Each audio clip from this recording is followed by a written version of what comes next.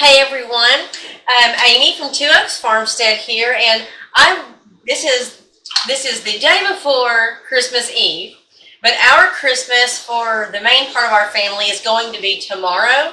So today is when I will be in the kitchen the whole day. I've already got all my other stuff done, and now today is the planned day to be in the kitchen. I am making up the traditional turkey dressing meal for our little family for lunch tomorrow, and I'm going to go ahead and go over this today because this is something that I realized. Okay, I came from a family of really great cooks. My grandmother was phenomenal, and that was my memories of all of our Thanksgivings and Christmases. We had the traditional turkey and dressing with all the fixings and all that. And those are great memories of great food. And luckily, that gene got passed down through the other women in my family. My mother cooks it also. My sister cooks it also. And because it's not something that I do regularly, occasionally I have to text my mother and say, hey, send me that recipe again or whatever. But it does come back. I just got through doing this for Thanksgiving. It was a big hit. We all loved it. And I'm going to do it again because we all love it. And I'm going to do this in like little tidbits throughout the day because I will literally be in here all day. But I'm going to show you what I've got going so far. Now, we're from the South, and there is nothing better than good old-fashioned Southern cornbread dressing. Stuffing is horrible, in my opinion, but Southern cornbread dressing, that's where it's at. And if you've never had it, you should give it a shot. But I'm going to show you what I've already gotten done. Last night actually, I cooked up 4 skillets, big cast iron skillets of basic cornbread. And I've already got them in here and crumbled up. One of my boys helped crumble, that's the fun part. And then I've also got, I made 6 pieces of white bread toast. And I worked on crumbling them into here, and it'll all get mixed in. Just a little bit of white bread that goes in there. And but that's just the beginnings. I'm about to be chopping up some onions and celery, and I'm going to get that into a skillet over there to start sauteing. I do not want to crunch into any of those. I want the flavor. I don't want the crunch when I have my dressing. And there will be a whole lot more that goes into that. I already made up a big batch of turkey broth from the turkey carcass from Thanksgiving. So that's already ready to go. And the other things that I'll be making today, I'll be prepping up the turkey for my husband to deep fry tomorrow morning. Cannot beat a deep fried turkey. I will also be making candied sweet potatoes and broccoli rice casserole to die for.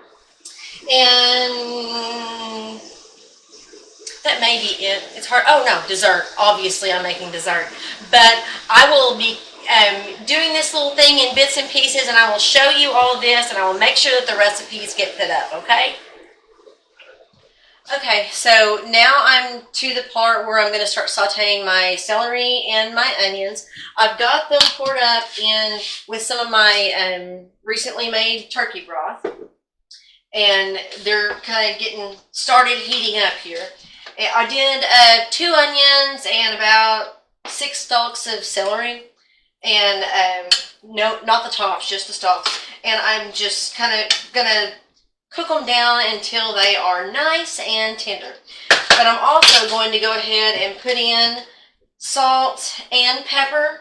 And then I'm going to throw a little sage in here in the cooking process as well. You can just put your sage directly into your dressing, but cooking it in like this I think helps a little bit.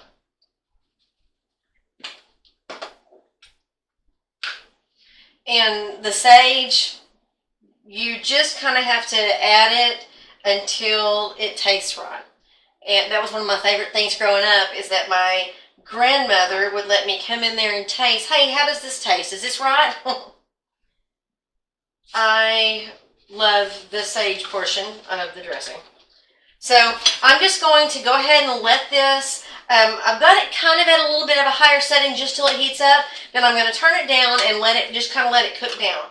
And I will know it's ready when it is nice and smelly in here, and when I can pick it up and pinch it and it doesn't crunch. So that's what's next. I'm going to let that happen, and eventually I guess I'm going to go put on some clothes and fix my hair and all that at some point. You know how that is. Okay, so then the next steps will be I'll be prepping the other things for my broccoli rice casserole. I will be cooking the rice in my Instant Pot because it's way quicker and easier that way. And I'll give you the ingredients list on that when it comes to that. And I think the next thing after that is prepping my turkey, and I will certainly show you that.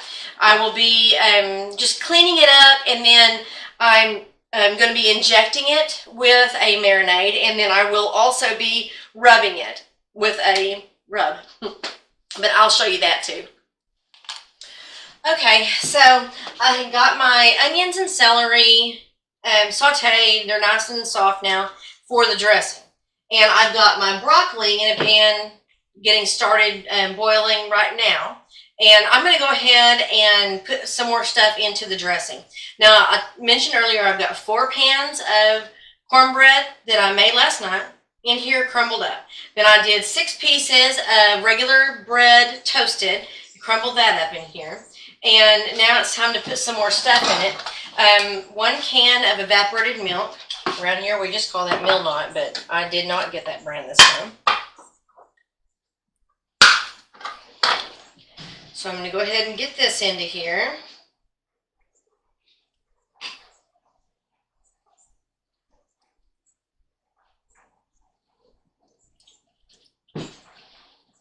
Okay. My broth, you can use chicken broth, vegetable broth. You can just use whatever broth, but I made up, a couple days ago, I canned up a big batch of turkey broth from the turkey carcass from Thanksgiving. So I've got that on hand, make it nice and tasty. In fact, I'll probably do a video or something soon about the broth making process because it's so easy, and if you cook, you need broth for a lot of different things. And we'll see how much more we need, but I started there. We also are going to put in 6 eggs. Compost bowl.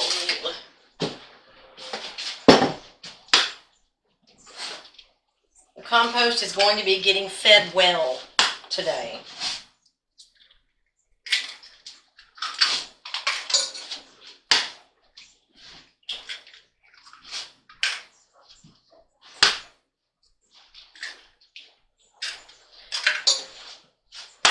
So while this is going, I've got, like I said, the broccoli over there getting started, and I'm about to, when I take this onions and celery out of that to put in here, then I will be putting the new ones that I've already chopped up into there to get them going for the broccoli rice casserole. Okay, so real quick, I'm going to go ahead and pop these eggs and stir them around in here, along with all the broth and stuff that's in there.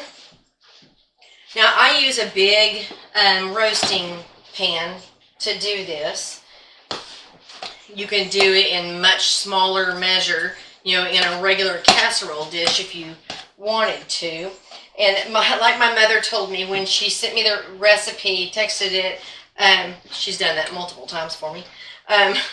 She said, well, I don't really have the recipe. It's just a list of ingredients. It's kind of something that you've got to just decide how much you want to put in there and then taste it. And that's how I like to do things too. Just taste it and add ingredients until it's got the right flavor, right?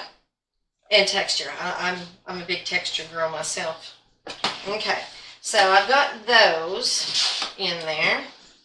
Definitely going to need to add more broth.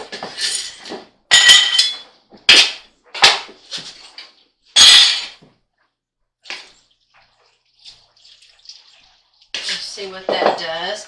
I'm also going to grab out the baking powder. Put in about a teaspoon of baking powder. Just kind of sprinkle it over and then stir that in. Broccoli is starting to sizzle.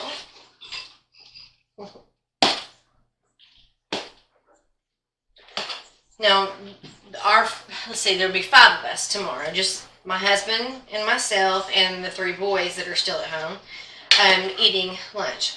I know this looks like an awful lot. We will go through a lot of this, and then we will eat it for the next week anyway. Something that we like to keep on hand. I love it. And there's so many different things you can do with turkey dressing leftovers too, but that's for another day. Okay, I'm going to go ahead and grab the onion and celery.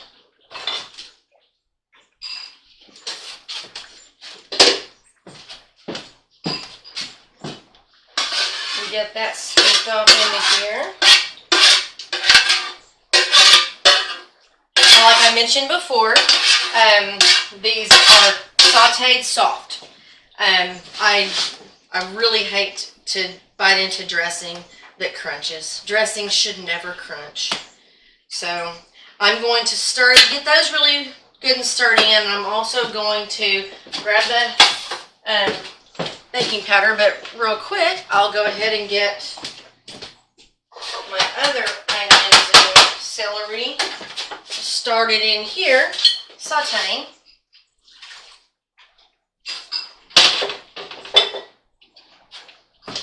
Baking powder.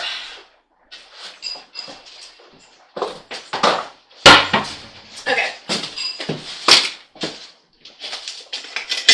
So about a teaspoon of baking powder.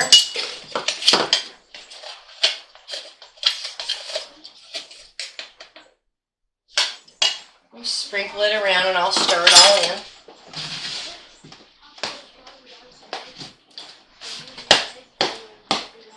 Now, I will have to add more salt, pepper, sage. As I get this thing pulled together fully, I'm going to be adding some more broth as well. I have more jars in there. Because you want to get it to a certain consistency. It almost looks like, when it's ready to cook, it almost looks like, if you know what Malta-meal or, cream of wheat, something like that looks like when it's cooked, almost that consistency. It needs to be not soupy. You don't want water standing in it, but you want it to be moist. When you cook it, obviously a lot of that stuff's gonna, dry up and everything, but that'll keep it from being dry, when you eat it. So I will grab some more broth. I'll add to this, and I'll be working on the seasoning portion of it, and then I will be back shortly because we're gonna have broccoli and all that ready to go for the broccoli rice casserole. Okay, so now I am going to go ahead and just put together the injection marinade for the turkey real quick. I already got the dressing mostly put together. Still got a little bit of tweaking to do with seasonings, but I need to go ahead and get the turkey going. So I'm starting out here. I found this recipe. I've looked around and around. I found a recipe online for a particular kind of rub and marinade that we really like. We tried it on Thanksgiving. Love it. I'm not sure I'll ever go away from it. I really, really like it. And when I put this on my blog, I will try to tag the people who did this recipe. Anyhow, I'm starting out with a 1/4 cup of butter, unsalted butter. I always use unsalted. I'm going to go ahead and get it melted real quick.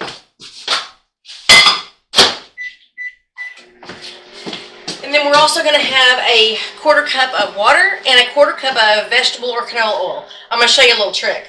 So I have a liquid measure that goes up to like a cup in this one. I've already got my 1/4 cup of water measured into here. And I'm going to go ahead and put my 1/4 cup of oil into this. So bringing us obviously up to a 1/2 of a cup.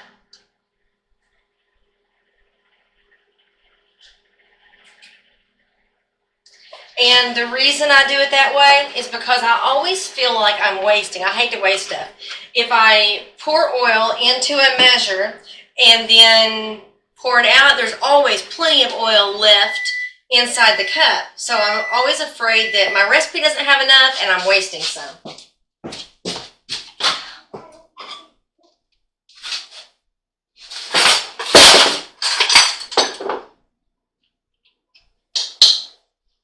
Almost melted.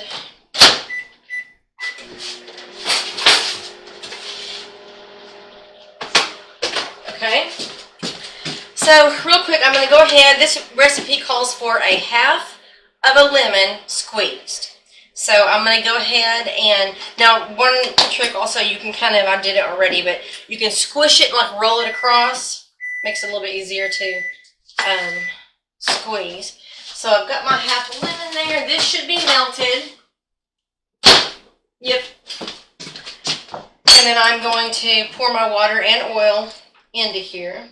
See, barely any oil stuck this time. Then give that a quick mix. And I'm going to squeeze this lemon.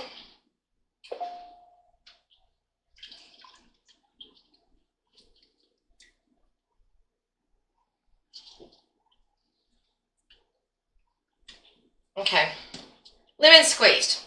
All right, now give that another quick stir. The other things that it's going to require is a teaspoon each of thyme, sage, and it asks for garlic salt and onion salt. I don't have those. I have my freshly ground onion powder from my garden, and I also have garlic powder. And then I'm going to add sea salt to it to have the salt. So I'm going to go ahead and get going on that 1 teaspoon each. There's the sage. And then the onion powder. Try to keep it from being any kind of chunky. Okay, so there's the onion powder. And to use a half teaspoon to get in here to this thyme. Okay, and garlic powder.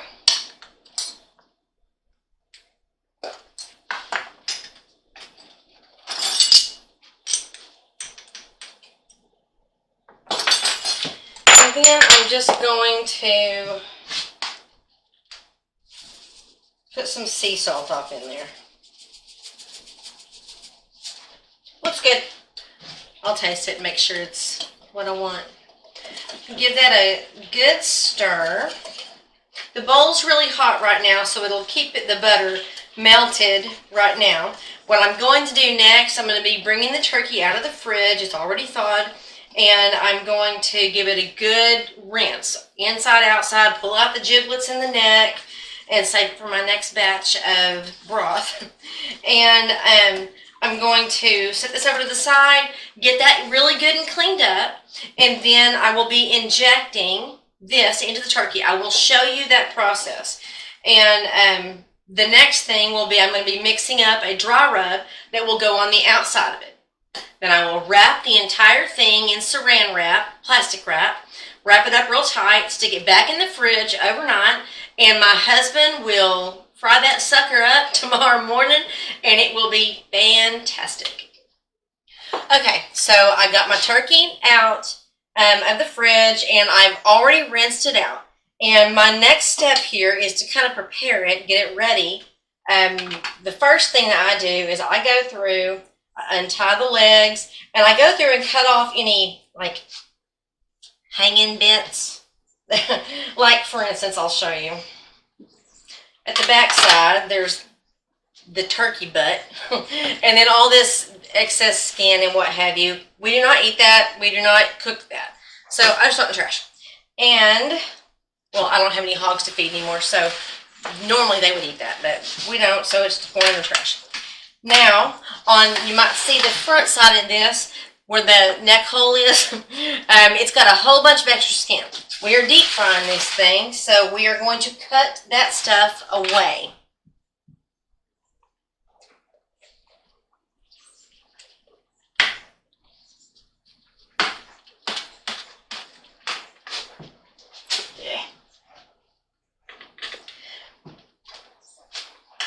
Now, we raise chickens and turkeys and ducks and all that. You'd think I'd be okay with all of this, but some of it I'm just not cool with. Got bad memories of field dressing and what have you. Butchering chickens and turkeys and stuff. It's just a gross smell. But this is now, I've already rinsed it. I've got it ready to go. And this is trimmed up enough. I took the neck and the bag of giblets out. And I've got them over here in the sink because I will be using them along with the carcass when we're done to make up some more broth. Because I guarantee you all of my broth will be gone by the time I get this thing cooked up. But I wanted to show you real quick about the injection portion of this process. Now, I didn't mention a while ago, I forgot one thing. In the marinade, we also add Worcestershire. So I'm going to put 3 tablespoons of Worcestershire into, that's too slow, into my already mixed up marinade. 1, 2, 3. I love Worcestershire. I make all my burgers and steaks and all that with plenty of Worcestershire. Okay, so got that stirred up. It's just a nice liquidy stuff. Obviously kind of creamy because it's got the melted butter and the oil in it. Let's see if I can show you. That's the marinade. Okay. And I've got my injector. It's a really nice one, heavy duty. You can order I ordered mine from LEM when I got my stuff to do bacon and to do my hams and stuff. But I'm just going to suck a bunch of this stuff up in here. Okay, so now it's full.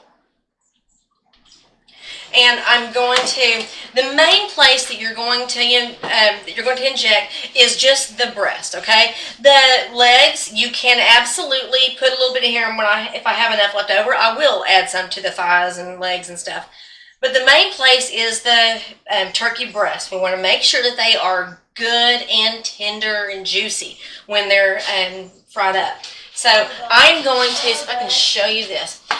What you don't want is a whole bunch of holes in your bird. So I'm going to take that sharp pointy end and I'm going to insert, and I'm going to go up that, and I'm going to start slowly adding it. And I don't know if the camera is going to be able to get this, but I can see the meat rising as I inject. Now I'm going to turn it around and do over here as well. And that way, if I can just kind of push it in and move it, that way I've only got one hole there. And that's a good thing. Get all that flavor in there. Now see, when I pull that out, a little bit starts leaking out, but then it stops. Okay, so now I'm going to get more. Do the other side.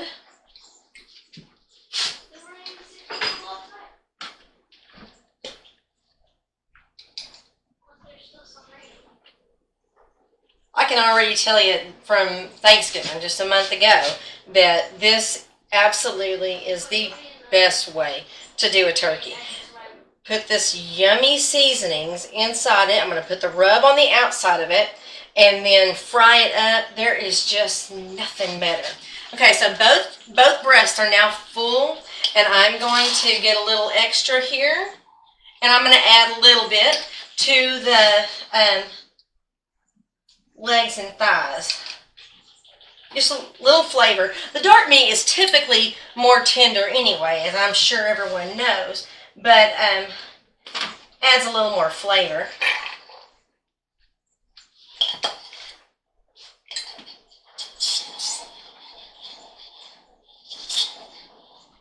Okay.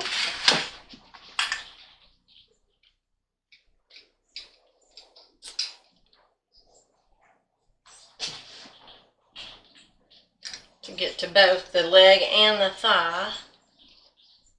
Okay. There we go. I've got a little left over here, so I am going to pour it into the cavity. Okay. Now my next step will be to mix up my dry rub. I'm about to do that, and I'll show it to you when I'm ready. But I'm going to mix up my dry rub, get it rubbed on there, and wrap it up and let it sit overnight in the fridge before we fry it. Okay, so now I'm doing the rub for the turkey. It's going to consist of, we have paprika, a tablespoon each of paprika,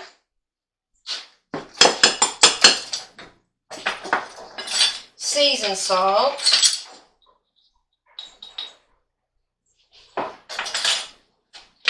chili powder. I'm going to pour that. Okay, chili powder, and my powdered onion,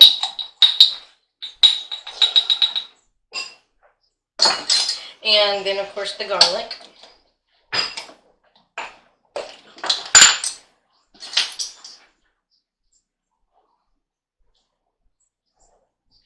Okay, so I've got a tablespoon each of all of those, and I'm going to be doing a half of a teaspoon of black pepper. All right, now we're going to mix all of that together, whisk it in.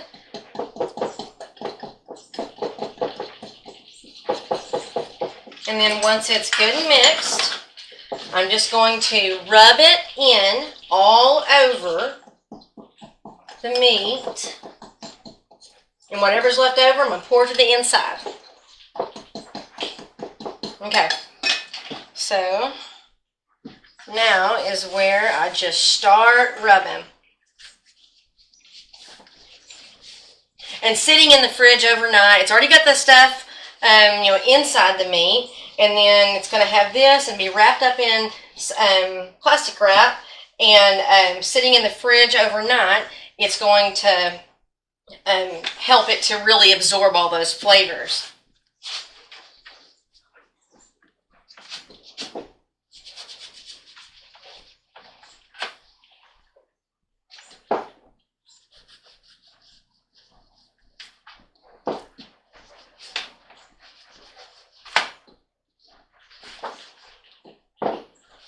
Okay, I'm going to pour the rest to the inside. This, now you may notice, and if you can see, I've got it sitting in a shallow cookie sheet because it's juicy and the stuff kind of leaks and stuff, and you don't want that all over your fridge. So I'm going to go ahead and grab the plastic wrap and wrap it up really well, and then get it chilling. Let's see here.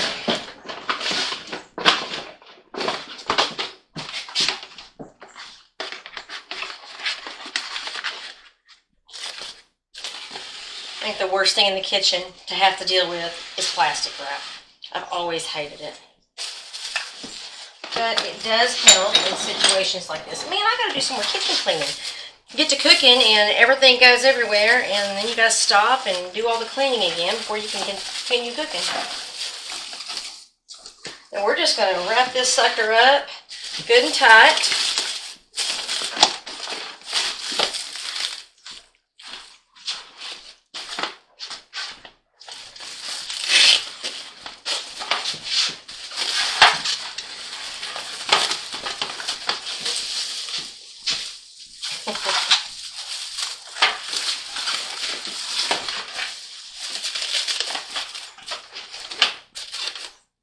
Thought I was joking, didn't you?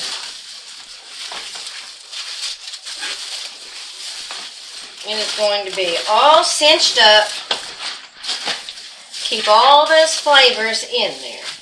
There we go. Now we'll just set it back on the pan.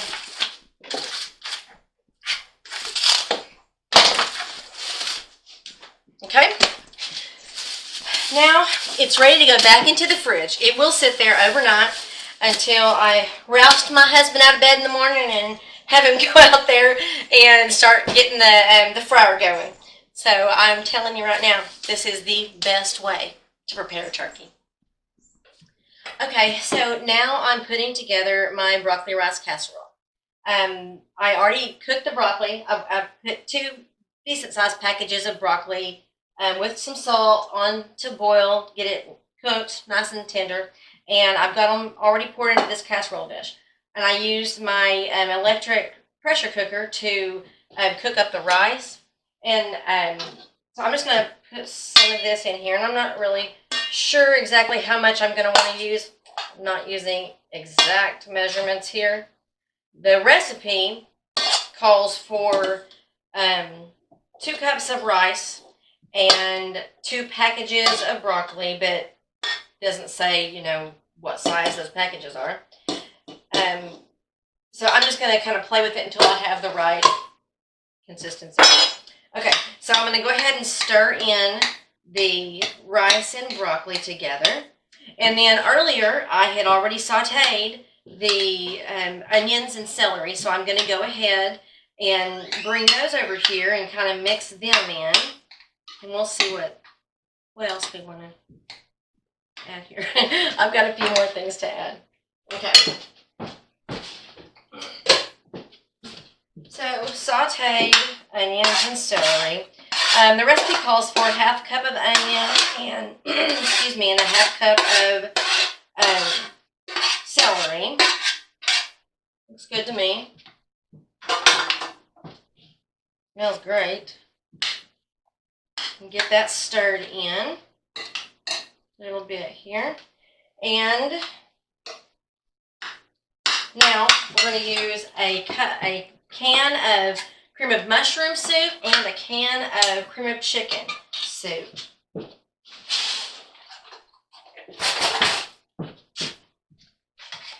Make it a little creamier.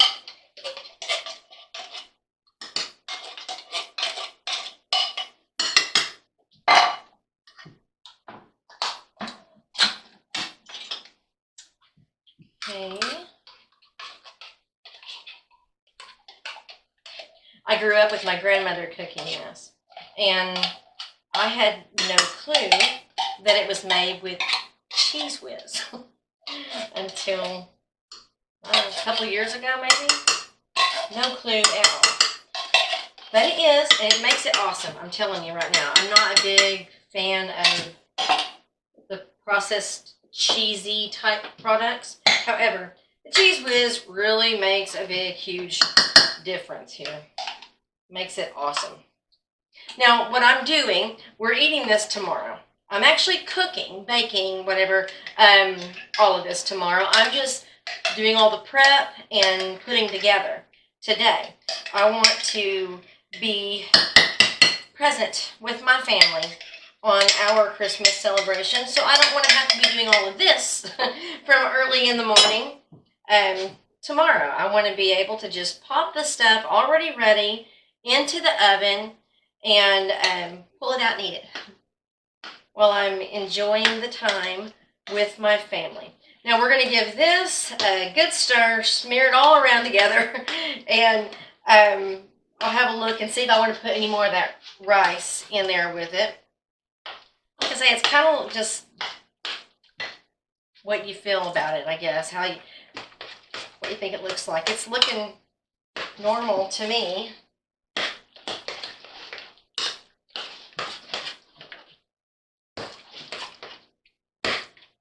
Yep.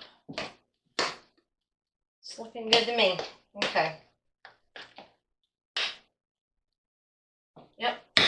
Okay, so now the broccoli rice casserole is put together. All of this stuff I will get covered and into the fridge and let them sit overnight until we are ready to go in the morning. But the other thing, I'm going to try to slide some of this stuff out of the way. The other thing that I was working on in the same process is finishing off my dressing mixture. If you can see this, you can kind of see the consistency that it has. It's not soupy, but wet. And I have been slowly but surely adding the salt, pepper, and sage. I don't know a measurement to tell you, because we add it to taste. We kind of add, stir, taste over and over again until it gets to the right flavor. And I will say this, when it sits there for a while, the sage tends to kind of permeate through everything and become a little stronger. Kind of like, in my opinion, dressing is better the next day and the following week after because those flavors are able to continue growing. But, and I will say, okay, it does take a lot of sage. I cannot tell you how much. Just start pouring and stirring and tasting. But I'm going to point this out because it's not something that we didn't know this until last year. My daughter has epilepsy. She has seizures, has for several years, quite a few years. And in learning over the years what the different things are that kind of spark a seizure, we found out that sage is one of those things. She had had some and went almost directly into a seizure. And so we did some more checking and all that. Found out that sage is not great for people who have epilepsy. And my last year we did Thanksgiving at my sister's house. So she made an additional little small casserole dish of dressing without sage for my daughter, for Paxton. I'm not sure, I didn't taste it. I'm not sure I would want to if it doesn't have sage. I'm not sure what she put in it to make up for the sage. I'll have to maybe ask her and find out how that went. But this right here, in my opinion, best meal ever, turkey and dressing, homemade Southern style dressing. So I've got quite a bit of the sage and stuff in there. Probably still going to have to add some more, but I thought I'd check it.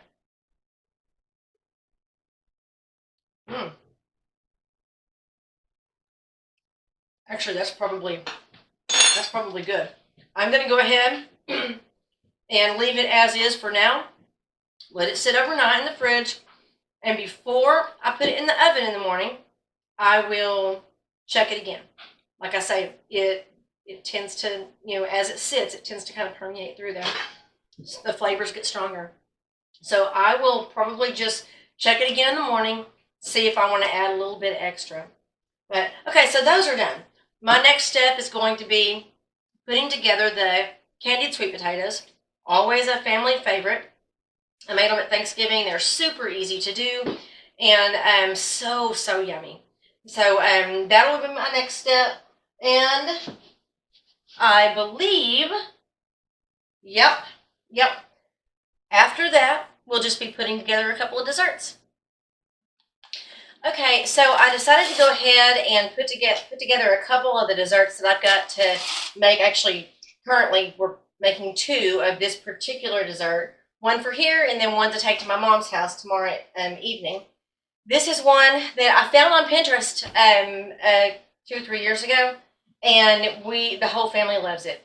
It is the easiest thing to put together, seriously easy, and it's so good. So it reminds me a little bit of tiramisu, and you will see why. Not the flavor, but the texture. It's a chocolate eclair pie or cake. I don't know what you want to call it. But what it requires is you layer graham crackers. You do it in a layer, kind of like a tiramisu is. And we're using instant vanilla pudding and obviously milk and then whipped topping. And then we will also be tomorrow adding chocolate frosting. And I'll explain that.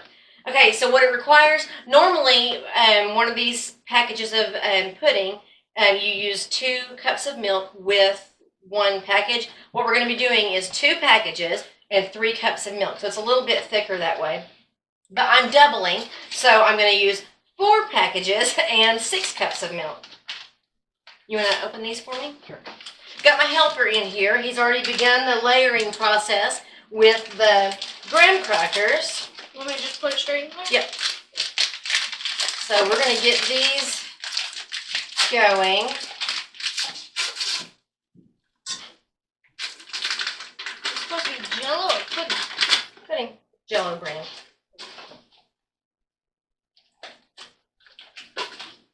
This is such an easy one, but the thing is, with this one, you have to, it takes just a few minutes to put it together, but then you have to let it sit in the fridge so that the graham crackers can soak up the moisture and stuff in the pudding and soften them to a cake consistency. Awesome. I've already got 3 cups measured. It's okay. I've already got 3 cups measured for one recipe that I'm going to go ahead and measure out the second 3 cups of milk.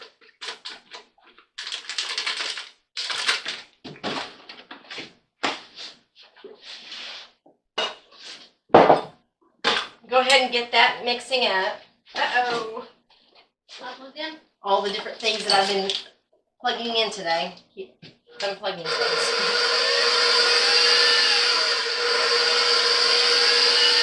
See if I can talk over this. Okay, so while this thing is mixing up, I'll just explain. We are going to, after this is completely mixed together like you would pudding, we're going to fold with a spatula. We're going to fold whipped cream in. For one recipe, it calls for like an 8-ounce tub of whipped cream, but we are, I tweaked it a little bit. We'll add a little bit extra. I like it really creamy, and it kind of extends it, fluffs it up a little bit more. And after this is all mixed together, he's got the first layer of graham crackers already in there, but we're going to pour layers of pudding, put more graham crackers, and kind of go back and forth till we get to the top and run out of pudding. We're going to chill that, and either later on tonight or early in the morning, I'm going to take a tub of chocolate frosting, not the whipped frosting, just like regular chocolate frosting. Throw it in the microwave for like 30 seconds. And it'll be, stir it up, it'll be smooth and liquidy enough to pour over the top. And of course you're taking it out of the fridge, it'll be super cold. You pour that over the top, take a spoon and very quickly just kind of smooth it out. And it kind of, the cold of the dessert kind of chills it and kind of solidifies it again. And I'm telling you right now, it is an awesome, awesome dessert. And when I get this on the website, I will absolutely link to the recipe where I found it. I'm not trying to plagiarize or anything. How's this looking?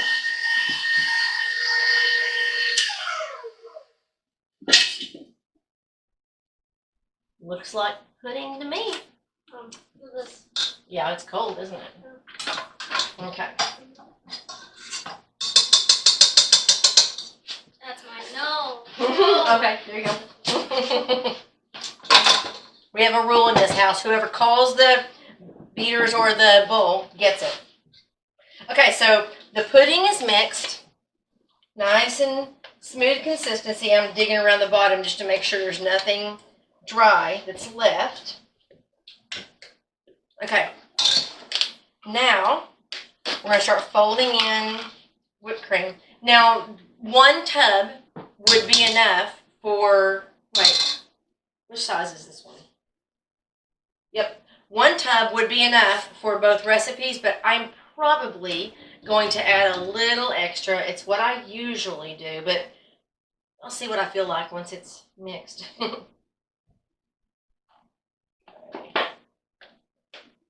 The reason you don't want to beat this in is because it'll beat your whipped cream down. You just want to kind of gently fold it together. If you've ever made a mousse, a lot of folding happens. You make it light and airy and fluffy and tasteful and similar. I'm making one of your favorite desserts. Oh, yeah.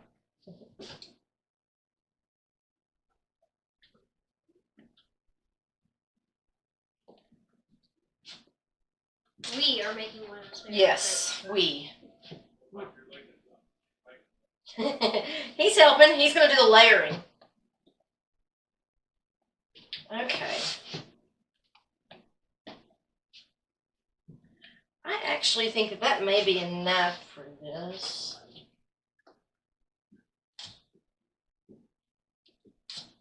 Yeah, I think it is.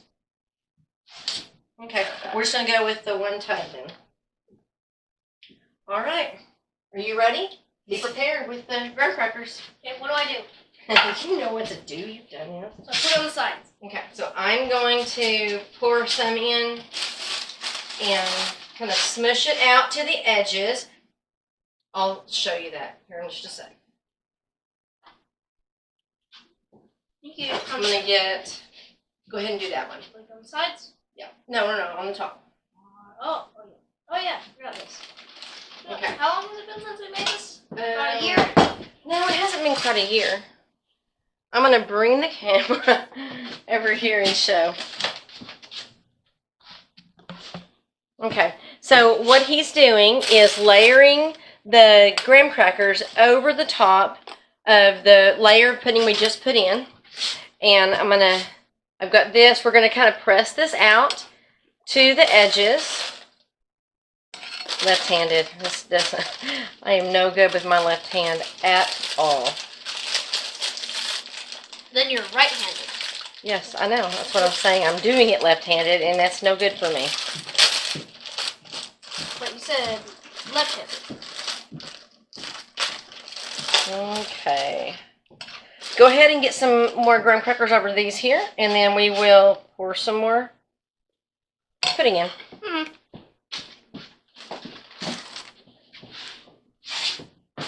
Okay, let's just put this back down.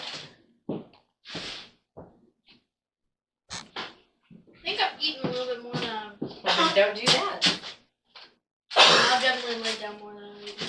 Here, no. What do you want me to do with this? Do I lick it? Can I lick it? No. Goofy. Here, finish layering those, and I will pour some in here.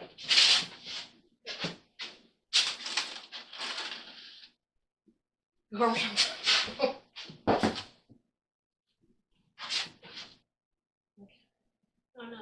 Okay, I need to start doing that. Okay, you continue that one. I will add more in this one. I need more of this. Here.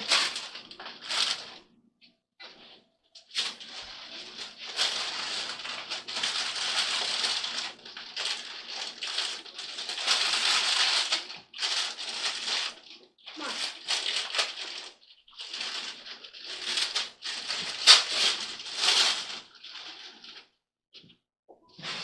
Do I need to break one in half? Yeah. You can break it half and half, and like this. No, like Look, this. see? You got those pieces. Now put one little one right there. I'm going to go over the top of each of them once more.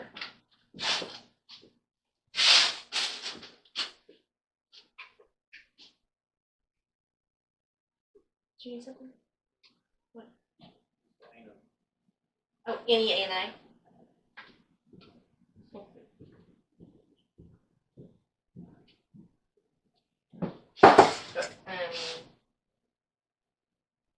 Okay, on the top layer. On the top layer, what we're going to do is we're going to push, like we're going to smush the graham crackers in. You don't put them all the way under. You just smush them in to where they're good and enveloped. Let me show you. Sure. Kind of go like that. To where it's kind of coming up on the edges. Like that? I'll get the camera back over here and show.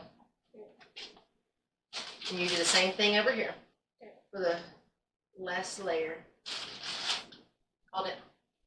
I call the bowl. Wait, you already took the thing out. There it is. Okay.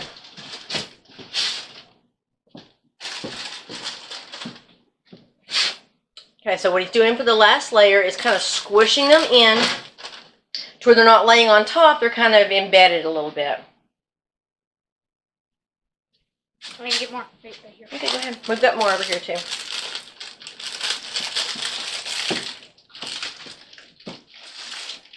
You guys really don't know how to work.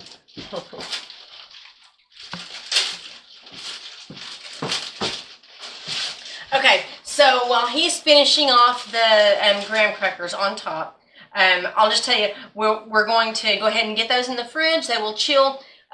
One will chill till morning. We may pull out tonight. Just depends on who gets a sweet tooth. But we're going to warm up the chocolate frosting. We're going to pour it over the top, smooth it in, and you can stick it back in the fridge after that and just have it ready. But I'm telling you, when you cut into it, for one, the flavor is just It's so good, but the texture also is just awesome. Now, I'm a big tiramisu fan. I will admit that. I'm a huge tiramisu fan. I love the flavor, get that whole coffee thing going on, but I love the texture. I'm a texture girl. I really love the texture of a tiramisu dessert. And this has that same thing. But everyone in the family loves it, so I tend to end up doing this one quite often. Okay, so one more thing for the actual dinner that we're going to be doing is my sweet potatoes. This is something I grew up with too. My grandmother made them all the time. We always loved them. Candied sweet potatoes, marshmallows on top, always makes it better. I'm working with 3 sweet potatoes here. I've already peeled them, and I'm almost done chopping them. And a lot of people like to make large chunks of the sweet potatoes. My grandmother would make almost like spears. I mean, like long, like she just cut them a couple times and left them as is. But I like to make them into more manageable, like bite-sized pieces. So I think they cook better that way too. So I do them something like that. Okay. I'm putting them in a bowl right now because I'm going to toss them with some various ingredients. I'll start here. I've got a ½ cup of butter melted already in this cup. And I'm going to be adding a ¼ cup each of nutmeg, ground ginger, and salt. Oh, not a ¼ cup, a ¼ teaspoon. That would be a lot. Okay, there's the nutmeg and the ginger and the salt. Okay, and then I'm also going to be adding a ½ teaspoon of cinnamon.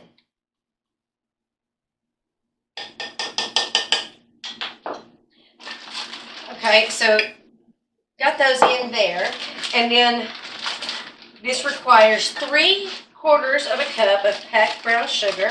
I'm just going to put that directly over the sweet potatoes that I've got chopped up in here.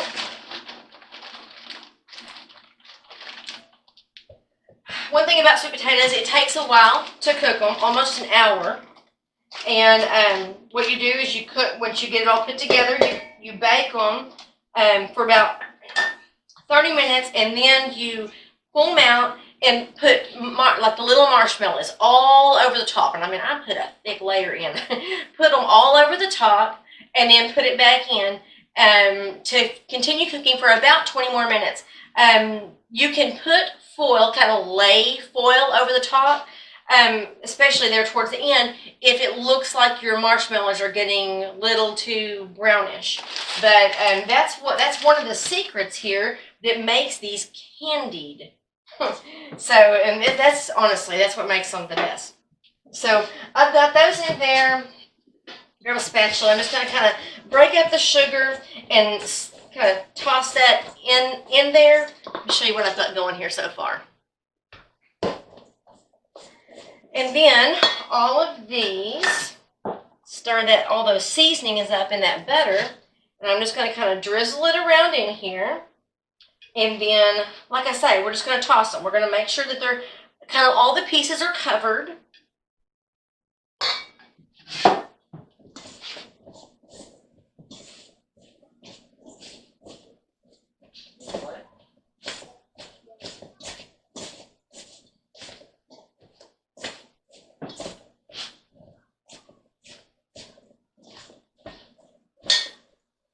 Okay, looks like they're pretty decently covered now.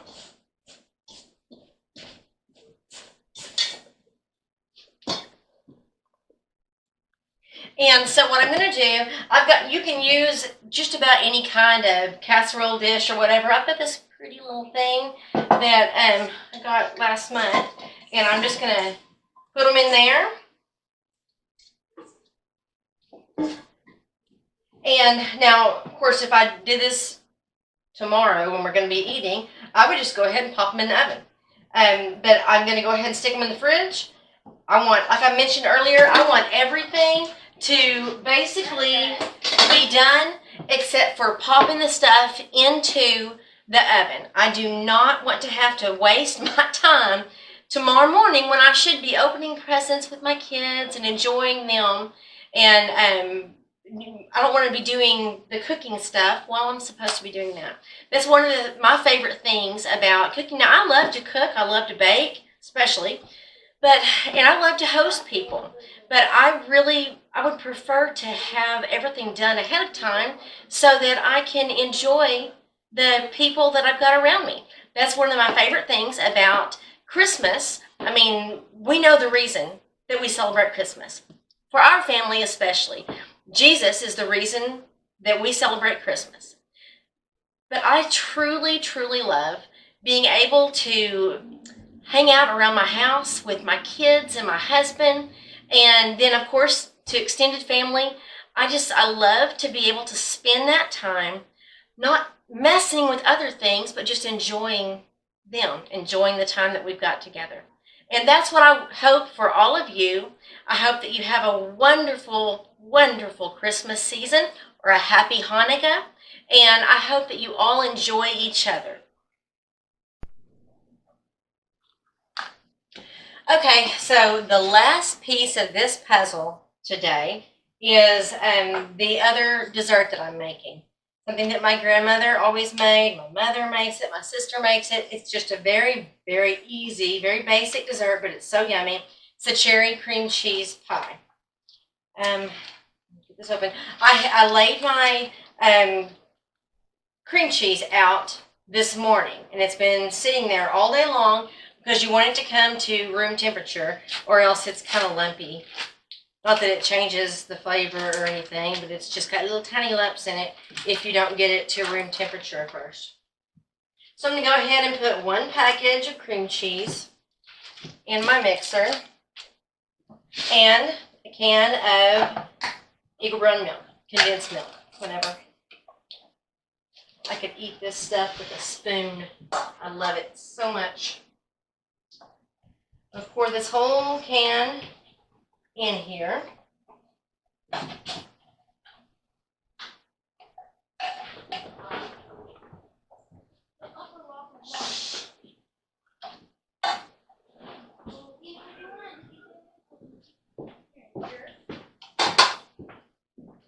And then the only other ingredient is the lemon juice. It is a 1/3 cup of lemon juice. It's literally all that there is to this recipe. That's it. Super simple to do. Get these in here, get this beater in here, and let it start creaming this thing together.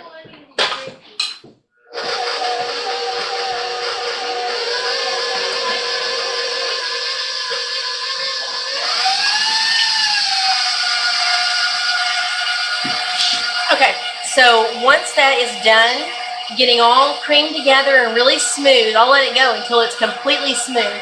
And then I'm going to pour it into my graham cracker crust. Store-bought. I don't have time for making a homemade one. I know that when I was growing up, my grandmother used to grind up the graham crackers and put melted butter in it and all that and make her own. But I do not have time for that. So store-bought it is. So I'm going to put it into my store-bought crust, smooth it around in there, and then I'm going to put it in the fridge. Let that chill for a while. And then I'm going to spoon out cherry pie filling onto the top.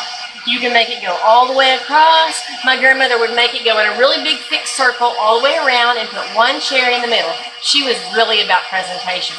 I like it to be pretty, but I really want it to taste awesome. But either way, everyone loves it. This is something that's kind of a staple for the holidays in our family. So definitely going to have a cherry cream cheese pie. This will be done in just a couple of minutes, and I'm done. I'm absolutely done with preparing food for our Christmas lunch tomorrow.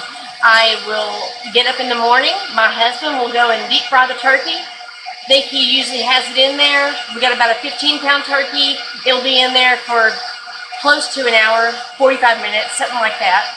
And I will pop everything else in the ovens, and we'll be done. It will not take long. We will get to spend our time together with our family enjoying the holiday.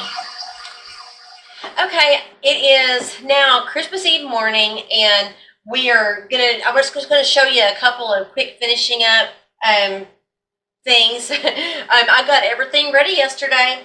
All I have to do, my husband is gonna deep fry the turkey. I've got everything else out, and that I prepped yesterday. It's gonna go into the oven here in a little while, and at lunchtime we will have our yummy meal. But I wanted to show you finishing up these desserts. My little helper over here is going to be helping me out. We have the cherry cream cheese pie right here. And I chilled it yesterday. I got the filling in there, and I chilled it yesterday. It's been in there overnight, so it's nice and cool. And we're going to put the cherries on top. But we just took a just basic chocolate frosting and heated it for 30 seconds in the microwave. I'm going to give it a quick stir, and my son is going to help me spread it onto the chocolate eclair pies. We did 2 of them. One's for here, one's for taking to my mom's a little bit later. Okay, you ready? Careful, you might get a little glue I'll on you. pour, and you can spread. Where's the spoon? Right here. This spoon. Well, that's fine. So what we're going to do is we're just going to kind of pour it out over here, and he's going to start spreading it smoothly around, just kind of all over the top. Scoop it out. Yeah, let me see.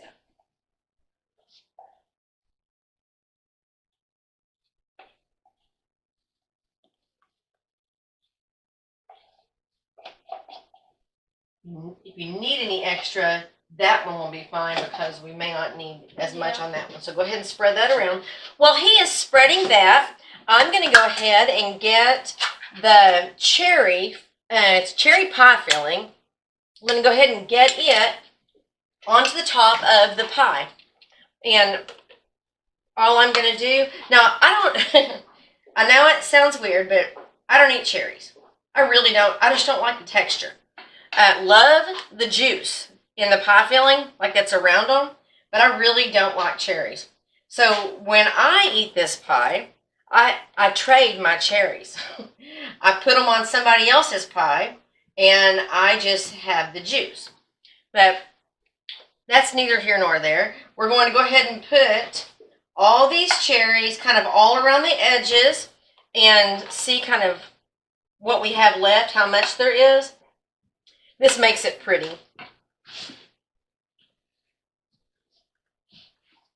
How's it coming over there? Doing good? Yep. After we finish these little final touches on the pies, we're going to stick them back in the fridge and let them continue in there chilling until it's time to eat them.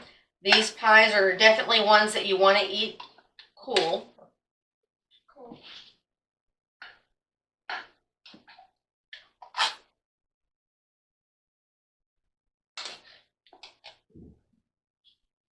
Ooh, what's today's thing on the calendar? We should do that later. Okay.